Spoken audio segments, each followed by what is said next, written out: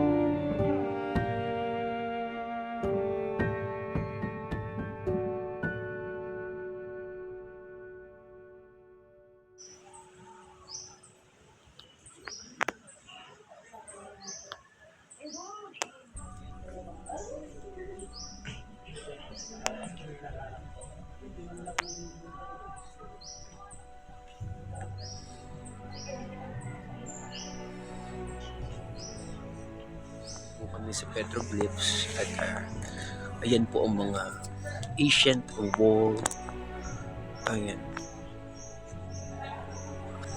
writings ng parang mga tao na pinukit-ukit lang sa bato. Ayan. Ayan po. Nasa yan, ilalim po siya ng mapunong at mabatong bundok. Ayan, ito po parang may mga butas-butas po siya, parang kuweba. Siguro mga sinaunang tao. Ayan. Ayan, susulat-sulat siya, nag-uukit-ukit niya sa bato. Ayan. At pansin po natin may mga holes. Ayan. At parang may mga ginawang tahanan ng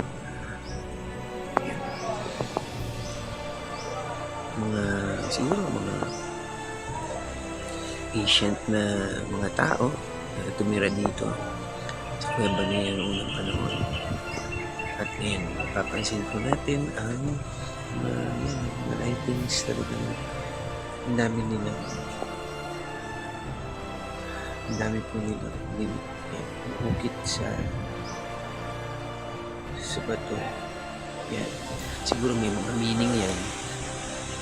May mga meaning po yan siguro. Mga sila yan dati. Yan, tuwing yung mga lifestyle nila nun, buhay nila nun. Drawing siguro dyan. Yan. Yan. Writings. Yan po.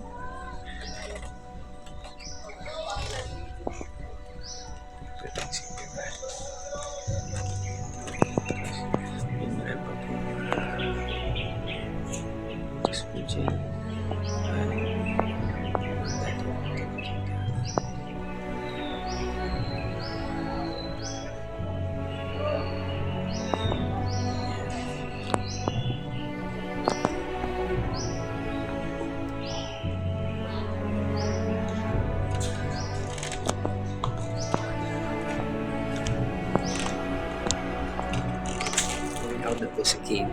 At